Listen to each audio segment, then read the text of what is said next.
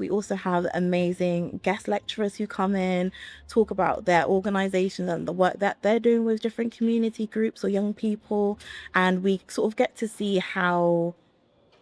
everything we're learning is being practiced and put into place, and what that looks like within an organization, or what that looks like in practice. And we're very lucky to have very sort of transparent lecturers who are honest about what it looks like to navigate this, and when it comes to like funding applications, how to do this work sustainably, and sort of learning about the highs and lows, the mistakes that other people have made, and getting inside knowledge that you won't get from without being connected to those people. So very, very lucky to have those experiences. So we've had Clean Break come in, who do work with women in prison, and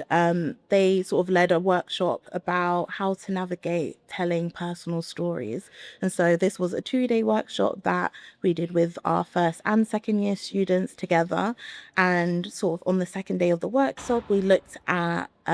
creating like mini films around a personal story, how to go about doing that in a safe way that takes the heart of the story and the lesson without sort of exposing the exact story and what it was, so that we can navigate how to lead participants in doing that. Because often a lot of what people want to share are their own stories, but as a facilitator, you need to make sure that this is being done in a way that's being safely held, in a way that, you know, that person, you know, a year from now may come back to it and still feel like they weren't overly vulnerable or overexposed. And so I think that workshop was a great way of teaching us how to navigate that situation and exploring our own stories, and not being afraid to delve into something deeper, and making us feel confident in being able to navigate that.